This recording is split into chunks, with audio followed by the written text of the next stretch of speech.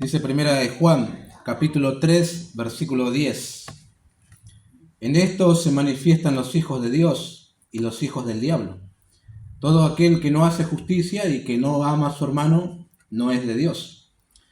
Porque este es el mensaje que habéis oído desde el principio, que nos amemos unos a otros.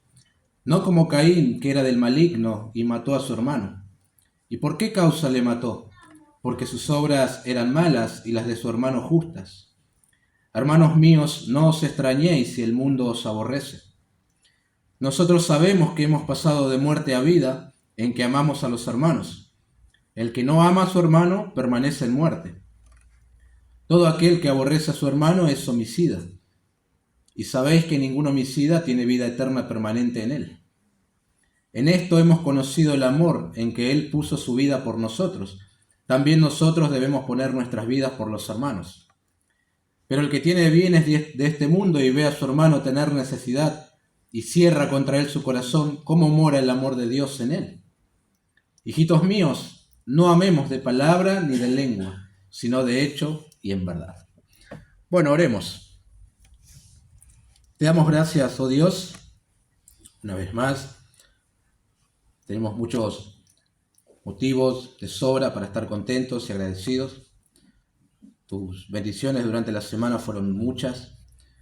Y hoy también en parte aprovechamos para juntarnos y darte gracias por eso, por tu misericordia, por darnos todas las cosas de manera abundante.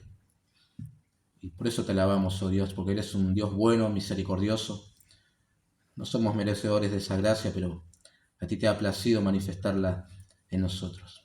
A través de tu Hijo recién cantábamos Cristo, Cristo, Cristo, nombre sin igual. Y sin duda así enseña la Escritura. No hay otro nombre bajo el cielo dado a los hombres en el que podamos ser salvos, solamente por medio de Jesucristo. Él es el único mediador entre Dios Padre. Gracias, Señor, te damos por ese precioso Salvador que nosotros tenemos. Y estamos juntos para honrarle también y desear conocerle más. Y es por eso que hemos abierto la Escritura, porque entendemos que tú nos hablas a través de ella y nos vas moldeando, quitando las cosas que estorban una comunión plena contigo o que no te glorifican y añadiendo aquellas que no son necesarias para que Cristo pueda ser reflejado en nosotros y la gente también pueda verle a Él en nosotros. Gracias por la porción inspirada que hemos leído ahora en la carta del apóstol Juan. Y como siempre, estoy convencido que seremos desafiados y necesitamos, oh Dios, que tu Espíritu aplique la palabra en cada corazón y nosotros también tengamos después voluntad y para poder hacerla, ejercerla, mejor dicho. Pedimos, Señor, tu gracia para este tiempo, en el nombre de Jesús. Amén. Bueno, pensaba en estos días, mientras estudiaba el texto, que hay muchas cosas en común que tienen los verdaderos cristianos con aquellos que son falsos cristianos, que no han nacido de nuevo, pero de alguna manera están entre los creyentes. Ambos pueden tener conocimiento bíblico. Es más, pudiera ser que el falso convertido tenga más conocimiento bíblico aún y sepa más de las Escrituras que aquel que verdaderamente conoce al Señor. Ambos pueden realizar obras de caridad. Ambos pueden asistir a la misma iglesia. ¿Qué impide que eso pase? Ambos dicen creer lo mismo y perseguir la misma causa. No sé, muchas cosas hay en común. No voy a mencionar todo, pues pueden ser cientos, ¿no? Pero hay algo que el falso profesante no puede hacer. Amar a los hermanos. Eso les es impedido. Eso está reservado exclusivamente para aquellos que aman al Señor. Aquel que no conoce al Señor y que, bueno, aún así dice ser creyente, no puede amar a los hermanos. Al menos como la Biblia demanda que amemos a los otros. Ese es el distintivo por excelencia. El falso creyente se va a esforzar, ¿sí? Él querrá ser visto por otros. Él se va a sacar los zapatos y se los dará a otro diciéndole, te amo. Va a llorar por otros. Las buenas obras no le va a faltar, pero en su corazón sabe que es una puesta en escena. Eso que está haciendo, ¿no? No hay amor porque nadie puede dar lo que no posee. En algún momento, como decimos nosotros, le va a saltar la ficha y va a ser notorio a todos que lo que hacía no lo hacía por un genuino amor, sino por otras motivaciones que pueden ser muchas. Por ejemplo, la alabanza del hombre, No hay cosa más gratificante para la carne que recibir el aplauso de otros y ser considerado. O a lo mejor quería un lugar en la iglesia, ahí estaba su identidad. O creía en una salvación por obras, entonces hacía y hacía con el fin de alcanzar la gloria, ¿no? Hay tantas razones en las que uno puede ser movido a hacer grandes cosas por otros, ¿no? Creo que las motivaciones pueden ser cientos. Pero aquellas que agradan a Dios y le glorifican son las que son hechas de corazón como para el Señor, no para el hombre, por amor al Señor y por amor a los hermanos. Y en eso vamos a nosotros prestar atención hoy, porque a eso nos anima el apóstol Juan en estos versículos que nosotros leímos. Ahora, introduciéndonos y pensando también en el mensaje del domingo pasado, hablar constantemente de pecado y de pecado como que es duro, ¿no?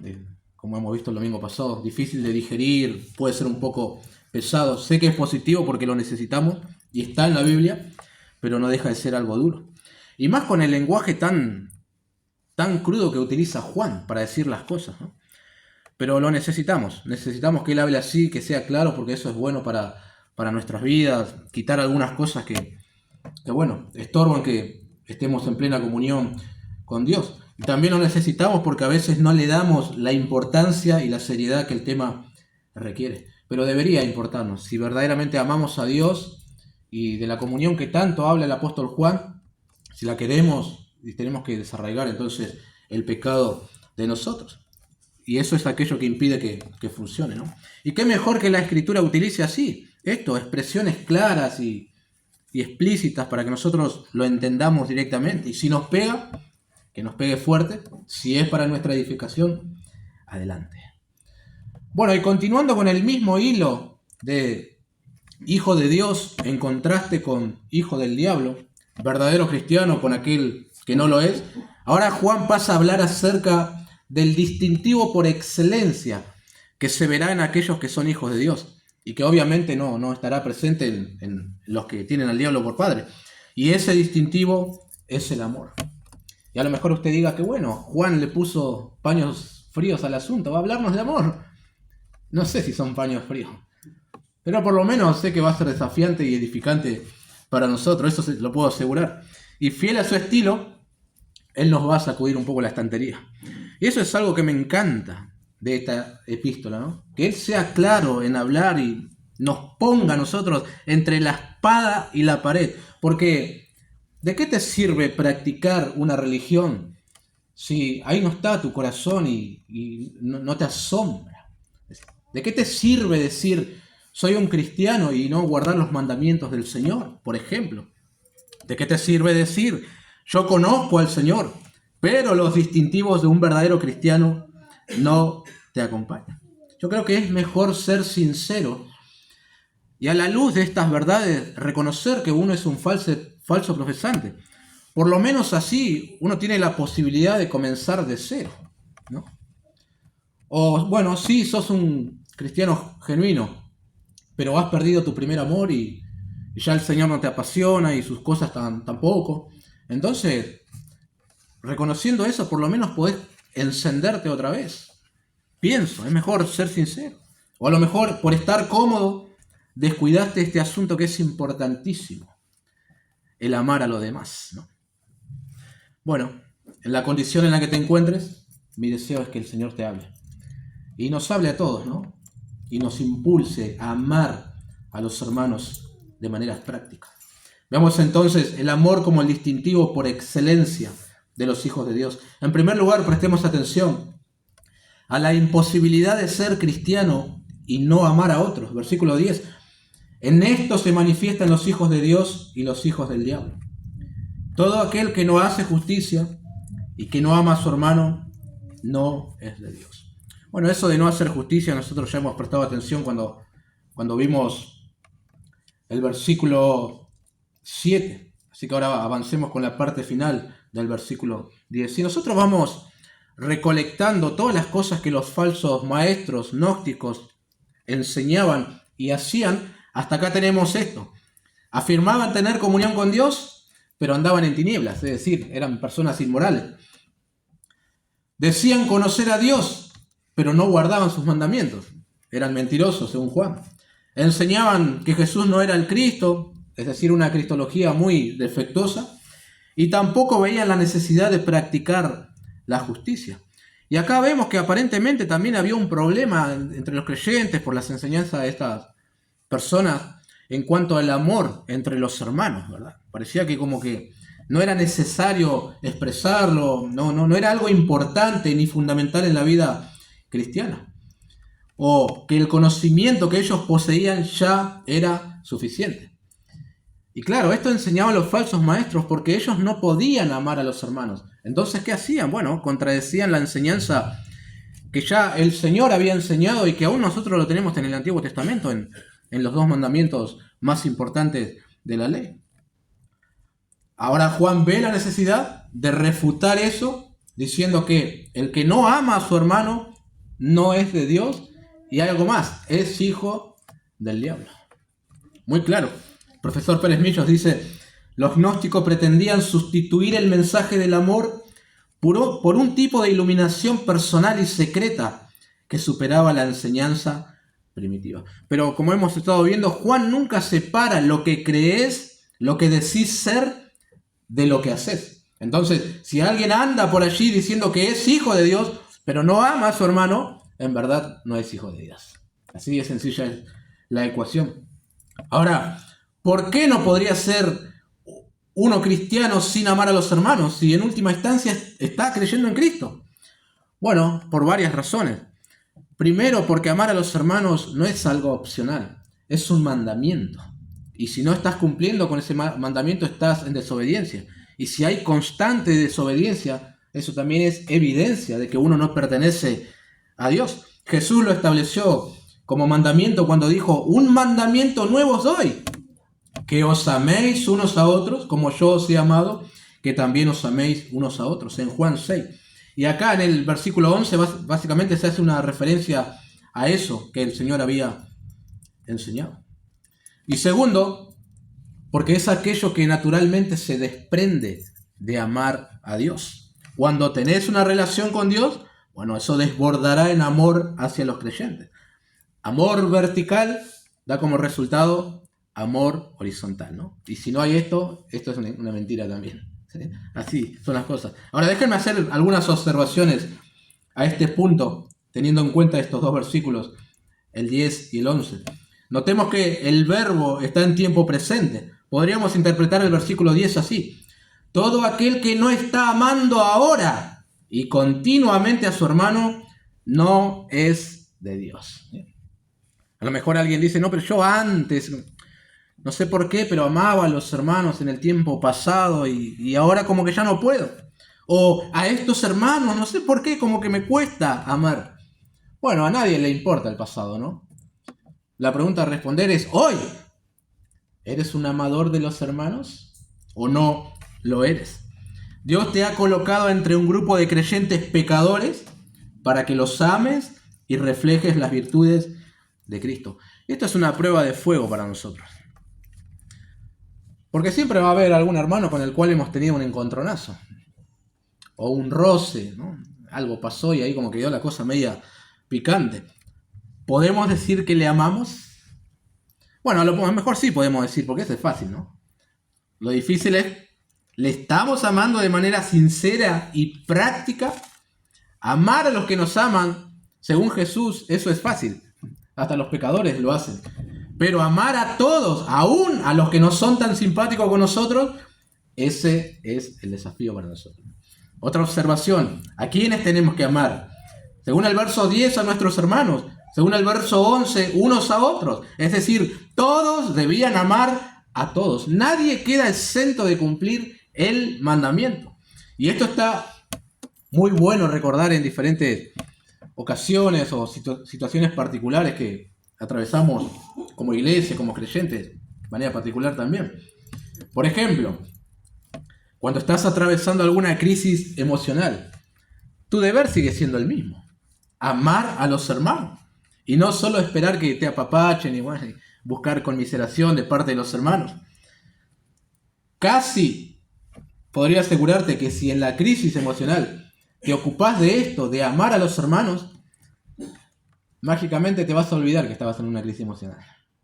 Necesitamos eso de salir un poco nosotros del centro y enfocarnos en los hermanos, en amar a ellos. Esa es la mejor terapia que conozco hasta el momento. Prestar atención a otros. Otra ocasión en la que tenés que seguir cumpliendo el mandamiento. Cuando no recibes de la otra parte lo que quisieras recibir. Querías un abrazo, recibiste una bofetada. Tu responsabilidad es la misma. Amar a ese hermano. No importa la circunstancia, la condición, tu deber es ese, el mismo. Hay creyentes que dicen, pero yo no recibo amor de parte de los hermanos. Algunos me son indiferentes. Acá lo importante es que vos puedas amar a los otros hermanos. Y así debemos mentalizarnos todos. Y a veces también sucede que uno quiere cosechar donde no sembró. Reclamás amor, pero no amás a nadie. Como que todos tienen la obligación de amar, menos vos. Y no es así, ¿no? Cada uno debe prestar atención si está cumpliendo con esto. Y situaciones. Siempre está la idea también de que los hermanos de menores recursos son los que tienen que ser siempre los receptores del amor de los hermanos, recibiendo misericordia, caridad, ayuda, abrazos. Pero se olvidan a veces que ellos también tienen la obligación de amar a los hermanos. De diferentes maneras lo pueden manifestar también. Todos pueden escribir, todos pueden llamar, todos pueden orar y todos pueden visitar. Hay que salir de ese rinconcito de víctimas de la sociedad y comenzar a amar a los hermanos, que es lo que nos manda las Escrituras. Y si no podemos amar a nuestros hermanos, nuestro texto dice que no somos de Dios. Así de claras son las cosas. Y nosotros tenemos que entender una cosa, hermanos. Es posible amar a todos los hermanos. Y no porque seamos unos buenazos o hay algo especial en nosotros, no, sino por la presencia del Espíritu Santo en nosotros. Fue derramado en nuestros corazones, dice Romano. Ese es el primer fruto en la lista que Pablo dio a los Gálatas, el amor. Es decir, con el Espíritu Santo en nosotros es imposible no amar a otros. Si Él desborda amor dentro nuestro. El apóstol Pedro dijo, habiendo purificado vuestras almas por la obediencia a la verdad, mediante el Espíritu, para el amor fraternal no fingido, amaos unos a otros entrañablemente, de corazón puro. 1 Pedro 1:22 es la cita. Y pienso que ese es uno de nuestros mayores desafíos para la iglesia de hoy. No me atrevo a decir para la historia de la iglesia, porque de los primeros creyentes y en medio de la persecución, los paganos decían de ellos, mirad cómo se aman. Eso puede leerlo en cualquier libro de historia cristiana. Se asombraban del amor que los creyentes se tenían en uno a otro, a pesar de la tremenda tribulación que estaba viviendo. Así que no podemos generalizar en la historia de la iglesia. Mirad cómo se aman. No era tanto mirad lo que saben. Mirad el conocimiento que adquirieron los del vulgo. Mirad cómo tocan sus instrumentos. Mirad cómo predica. Los conocían por el distintivo del que Jesús habló. En esto conocerán todos que sois mis discípulos, si tuviereis amor los unos para con los otros.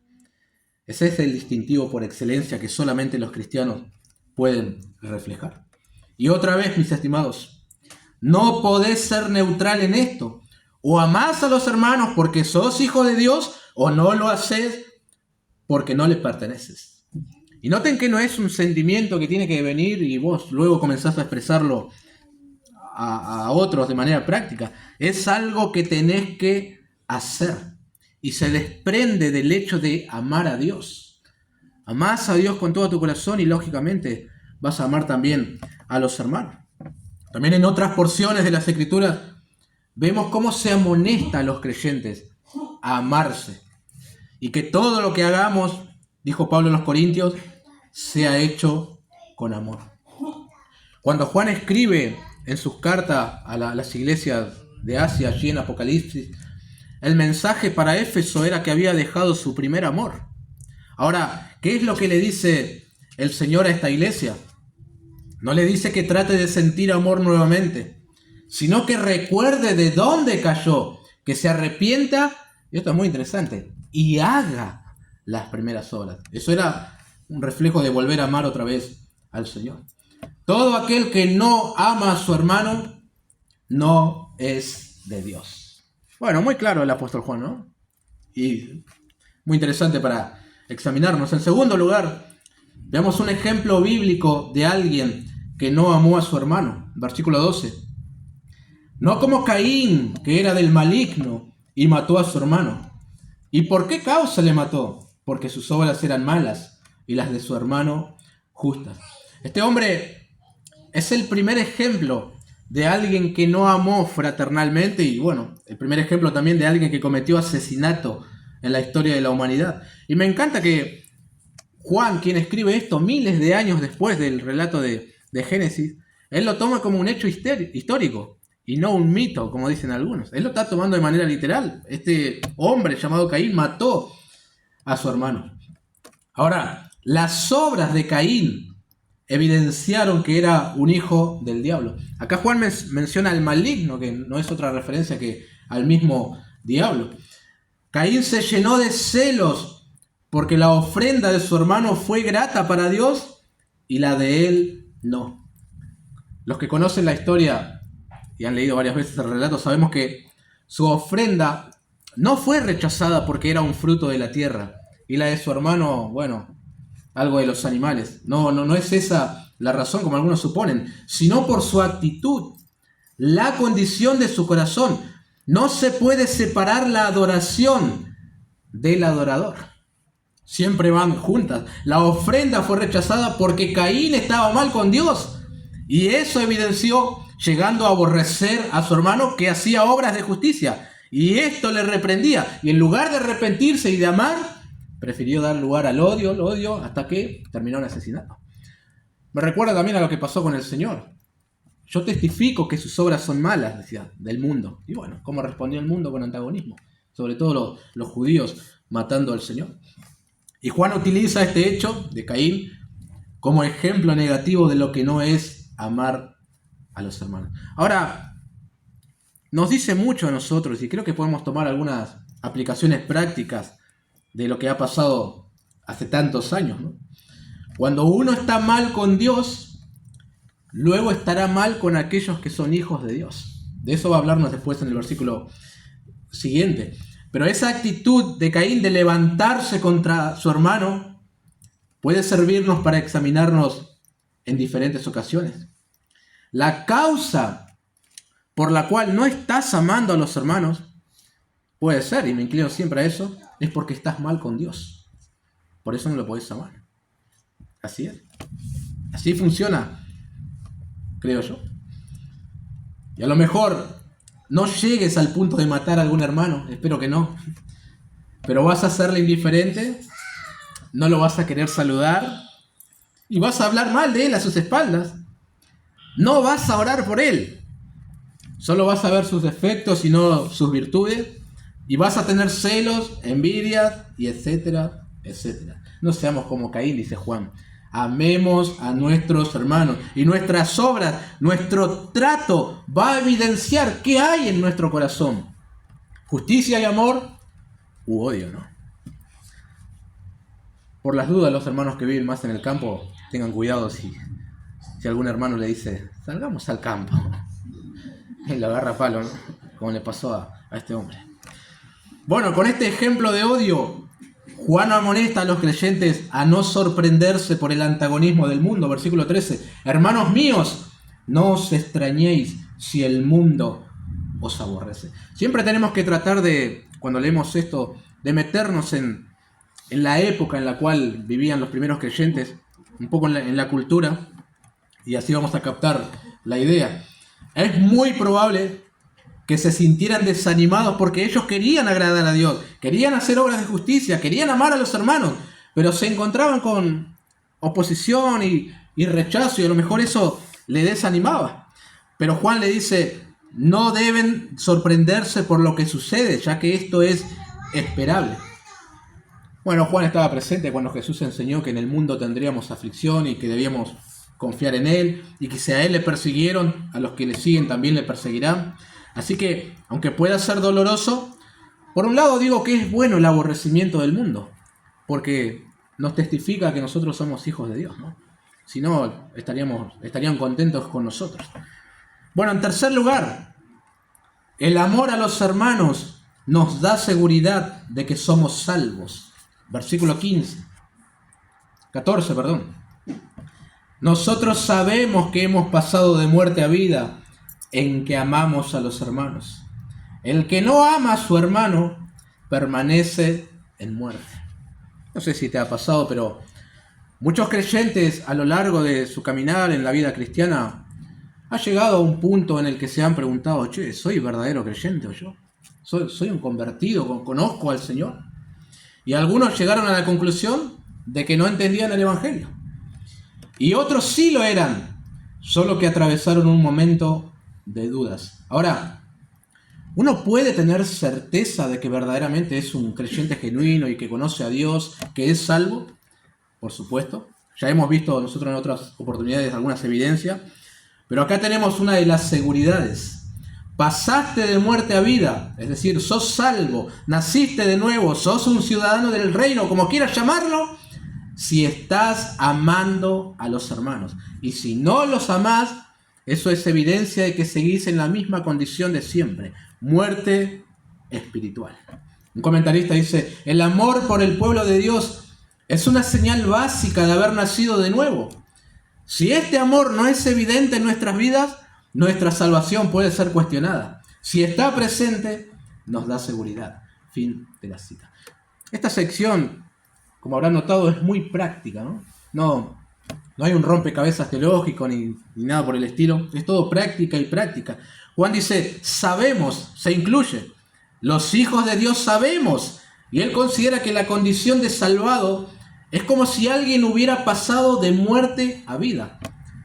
Por lo general se pasa de vida a muerte, pero los creyentes vamos al revés, muerte a vida. Y sabemos que hemos pasado de esa condición horrible de muerte a la vida que da Dios, no porque seamos calvinistas de 5 puntos, o porque nos hemos puesto de acuerdo entre soberanía de Dios y responsabilidad del hombre, tampoco porque nos hemos bautizado y hemos mejorado nuestro vocabulario y nuestra forma de conducirnos ante otros. No, sabemos que estamos vivos espiritualmente porque amamos a los hermanos.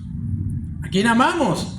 No a un círculo íntimo, no solo a aquellos con los que tenemos más afinidad, no solamente a los que te abrazan, sino también a los que te critican. Amamos a todos los hermanos. Y si podés responder amén a eso, bueno, sentite gustoso, podés tener seguridad de que conoces al Señor.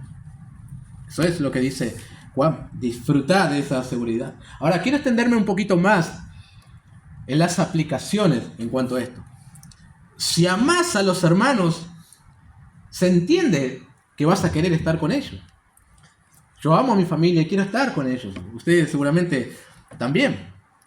Entonces, donde estén los hermanos reunidos, vas a querer estar vos también. Si los hermanos se reúnen para la adoración, vos querés estar. Si se reúnen para orar juntos, ahí querés estar. Si se reúnen para estudiar las Escrituras, vas a querer estar. Los amás, son tus hermanos. Dios los puso en tu vida y eso te impulsa hacia ellos.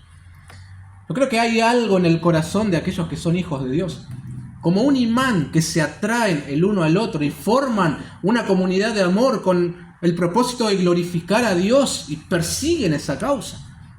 Eso le sucede a los que aman a Dios. Desean estar con otros creyentes. Tienen el mismo Espíritu Santo. Y van a disfrutar juntos la eternidad. ¿Cómo no quisieran estar juntos aquí entonces? Disfrutar un poco de ese cielo, ¿no? Y en contraste a esto, se encuentra la condición de muerte. Es decir, donde no reina el amor y no hay salvación. Entonces los hermanos estarán juntos. Y a vos te va a dar lo mismo estar o no. Pasarán por tribulaciones. Y a vos no te va a preocupar. Tengo mis problemas también. Será tiempo de gozo entre los hermanos y no te vas a gozar. Será tiempo de lloro y no vas a llorar. ¿Por qué? Porque no amás a los hermanos.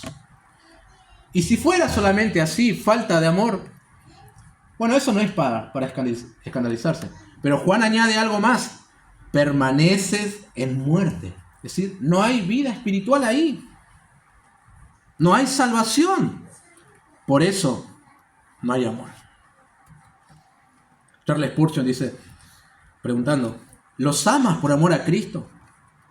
Te dices a ti mismo, ese es del pueblo de Cristo, ese es el que lleva la cruz de Cristo, ese es uno de los hijos de Dios, por eso lo amo y me deleito en su compañía.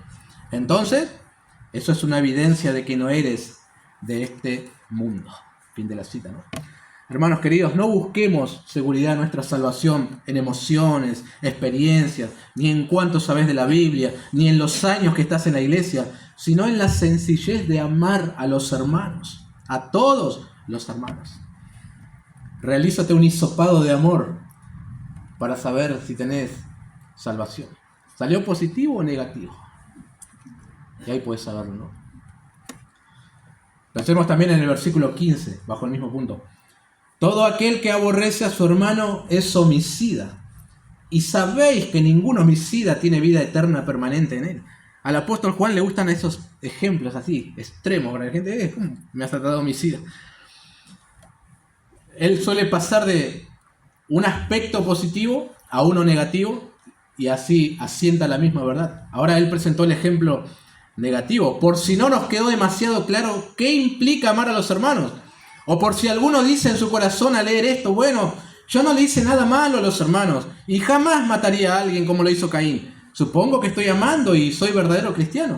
Entonces Juan dice, si aborreces a algún hermano, sos igual que el homicida. ¿Qué ejemplo pone, no?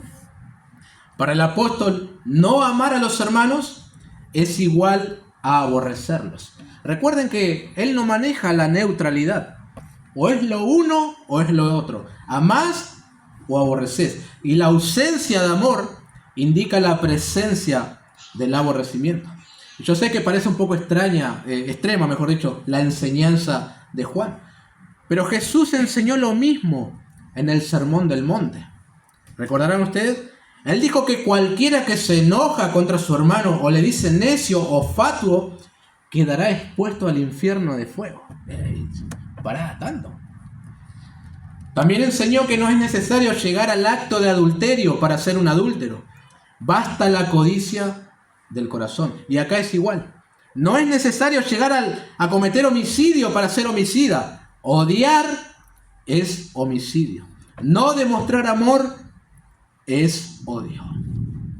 Alguien dijo que odio es el asesinato en el corazón. ¿No te llama la atención que Juan escriba esto a creyentes, a iglesias? Sí, a mí me llama la atención. Pero él lo hace para que se analicen, se examinen cuáles son las intenciones de sus corazones, qué actitudes manifiestan con los hermanos. A lo mejor no sacás un palo y le das en la cabeza como para quitarle la vida, pero difamás y eso es un pecado grave. No querer perdonar a alguien es un homicidio, es algo tremendo. ¿Querés que le vaya mal a tal hermano? ¿Le envidias? Bueno, hay que examinarse. Y nadie está exento de cometer ese pecado de aborrecimiento, ni aun los creyentes. Pero la constancia y la práctica sin arrepentimiento es señal, según Juan, que no tiene vida permanente en él. Otra manera de decir, no es un creyente genuino, no es salvo. Él usa diferentes términos, ¿no? Bueno, en cuarto lugar, algunos no se preocupen, tengo varios, pero son cortos. Una definición del amor. Versículo 16. En esto hemos conocido el amor, en que Él puso su vida por nosotros. También nosotros debemos poner nuestras vidas por los hermanos. Bueno, para lograr amar a los hermanos de la manera que las Escrituras nos desafía, nosotros tenemos que conocer bien qué es el amor, una definición, un ejemplo, y así luego lo llevamos a la práctica. Y acá se nos ofrece una definición a través del ejemplo del Señor Jesús. Y eso es tremendo porque deja la vara elevadísima, pero a eso tenemos que apuntar. Lejos de maripositas en el estómago, escribir poesías y un estado sentimental de fantasía, el amor, según la Biblia, es entrega y sacrificio. Eso es amar. Y el ejemplo supremo es el Señor Jesucristo, que puso su vida por nosotros. ¿Y quiénes son esos nosotros? Bueno, pecadores que no merecían otra cosa sino la ira de Dios y la condenación eterna. Y aún así el Señor Jesucristo nos amó para darnos salvación. Eso es amor. Entonces, tomando este ejemplo, nosotros tenemos que amar a los hermanos sacrificialmente. Es difícil que se nos presente la ocasión en la cual tengamos que dar nuestra vida por los hermanos, ¿no? Y yo no creo que eso estuviera en la mente de Juan. Él no está pensando que alguien tiene que ir a sacrificarse por otros, sino en el hecho de negarnos a nosotros mismos para el bien de los otros. John Stott dice: así como Caín ha sido presentado como el ejemplo supremo de odio, Cristo es presentado como el ejemplo supremo del amor. El odio de Caín terminó en homicidio, el amor de Cristo en autosacrificio. Entonces, ahí, fin de la cita. Amar a los hermanos es sacrificarme por ellos para su bien. Y otra vez, hermanos, esto no es opcional, no es algo que podés postergar ni nada por el estilo. Juan dice: debemos poner nuestras vidas por los hermanos. Tenemos una obligación moral de hacerlo a la luz del sacrificio de Cristo, mucho más sublime que cualquier sacrificio que nosotros podamos hacer. Si Él lo hizo, si Él se entregó por nosotros, ¿cómo nosotros nos vamos a amar a los hermanos? No es algo que podemos dejar para más adelante, evaluar hacerlo, sí o no. No. Tenemos que amar hoy a los hermanos. Teniendo en cuenta, otra vez, por quienes murió Cristo, nosotros no podemos ser imparciales en el hecho de amar a los hermanos. No podemos hacer acepción de personas. Bueno, a este lo amo porque, bueno, me invitó a comer, y el otro no lo amo porque ni siquiera me saludó. No es así. La Biblia nos invita a amar a todos los hermanos, incluso aquel que no nos cae tan bien. En quinto lugar, el amor se demuestra en acciones. Versículo 17. Pero el que tiene bienes de este mundo y ve a su hermano tener necesidad y cierra contra él su corazón, ¿cómo mora el amor de Dios en él? Bueno, con este ejemplo hay que tener mucho cuidado de sacarlo de contexto y llevarlo a decir lo que no está diciendo, ¿no? Che, dale, vos tenés 2 terrenos, y bueno, vendele y dale uno a aquel que no tiene, ¿no?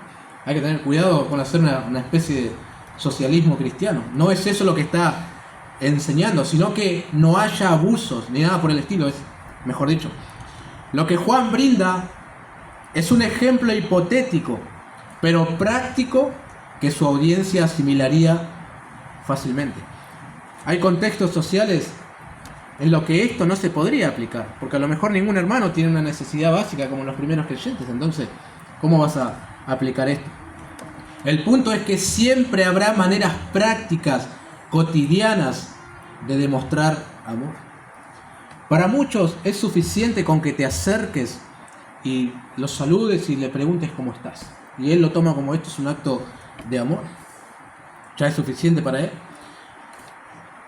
A lo mejor animarlo por un mensaje, a lo mejor lo podés invitar a compartir un tiempo juntos, visitarlo cuando está en el hospital. Sé que se te pueden ocurrir 1000 maneras de llevar a la práctica el amor, ¿no? Hay muchas maneras. Juan habla acá de un caso supuesto en el que ves a alguien tener necesidad. Eso significa que estás atento a las necesidades de los hermanos. Si no, no podés saber esto, no lo podés ver. Y luego lo llevas a la práctica. Pero tiene que haber un interés. El amor siempre está expectante a ver dónde se puede aplicar. Y si ves que hay una necesidad en tus hermanos, sea económica o afectiva o de cualquier índole, y cerrás contra él tu corazón, Juan pregunta: che, ¿está el amor de Dios en tu corazón? Sí, mira lo que hiciste. No lo pudiste expresar con tu hermano al que ves, ¿y cómo lo vas a expresar con Dios a quien no ves? Imposible. Ahí el amor de Dios no está. Ahora, Dios vio una necesidad de nosotros, una condición paupérrima, y no se quedó de brazos cruzados. Hizo algo. Y aunque nosotros no merecíamos ese acto de amor, Él lo hizo igual. Y nos amó por medio de Cristo y nos salvó. Ese fue su motor. Bueno, se espera lo mismo de los hijos de Dios, que tomen la iniciativa y siempre estén atentos a los casos en los que se pueda manifestar amor. Yo creo que Dios nos ha dotado a todos nosotros con algo. Siempre hay algo que Dios nos ha dado para que nosotros lo compartamos con otros. Y no necesariamente tiene que ser económico. Siempre podemos pensar en eso y no tiene que ser así. No sé, puede ser emocional, puede ser tiempo, lo que sea. Hay creyentes que se encuentran en una etapa de su vida en las que tienen un poco más de tiempo libre. Y ese tiempo lo pueden utilizar para servir a los hermanos, de alguna u otra manera. Eso es amor. Dios nos muestra las necesidades que otros tienen y está en nosotros accionar o hacernos los que no sabíamos nada. Pero nuestra respuesta a esa necesidad dirá qué hay en nuestro corazón, qué reina allí, ¿no?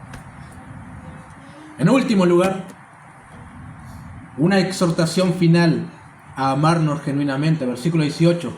Hijitos míos, no amemos de palabra ni de lengua, sino de hecho y en verdad. Bueno, es clara, ¿no?, la conclusión del apóstol en este tema. Él no quiere agregar mucho más. Él hace un llamado a sus hijitos, creyentes a quienes ama, a que ellos sean demostrativos en el amor.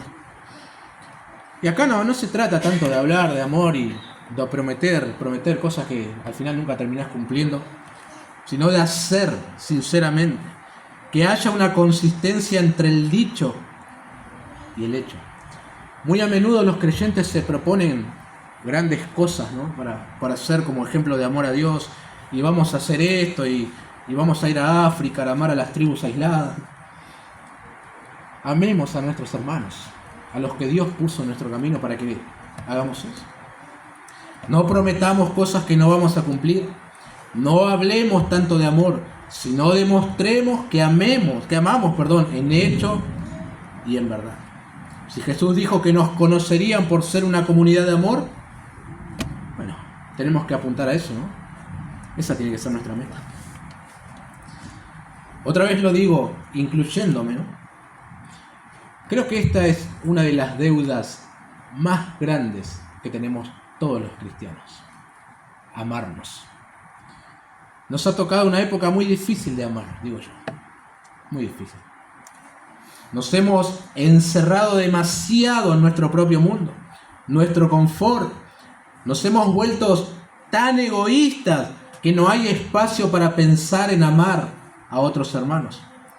Soy yo, mi celular y a unos pocos que seleccioné para amar. Y eso es todo. Parece como una locura tener que sacrificar algo mío para que alguien más pueda estar mejor, sentirse mejor, aliviar la carga o lo que sea. Nunca va a llegar el momento en el que digamos, saldé la deuda que tenía de amor con los hermanos. No. Siempre vamos a estar endeudados, debiendo amor a otros. Y si a lo mejor lo que nos falta es motivación para amar a alguien, ¿a dónde tenemos que mirar? A la cruz otra vez. Ahí está el ejemplo de amor. Y ahí sobran motivos. Y así amar a los hermanos sacrificialmente. Un comentarista dijo, el Señor no pide nada que primeramente no da. O, de otro modo, no pide nada para lo que no haya hecho provisión. Fin de la cita. Él demostró lo que es amar a alguien. Y derramó ese amor en nuestros corazones por el Espíritu Santo. Entonces, no lo retengamos. Dejemos que explote en servicio a otros hermanos. No tenemos una tarea pendiente para la semana, sino para el resto de vida que nos queda. Tenemos que orar nosotros, que el Señor nos muestre. Señor, ¿dónde hay una necesidad que yo pueda suplir? Que yo pueda dar algo de mí. ¿Dónde está? Me queda este tiempo y quiero amar a otros, quiero servir. Pero sobre todo, disposición, ¿no?, para suplirla.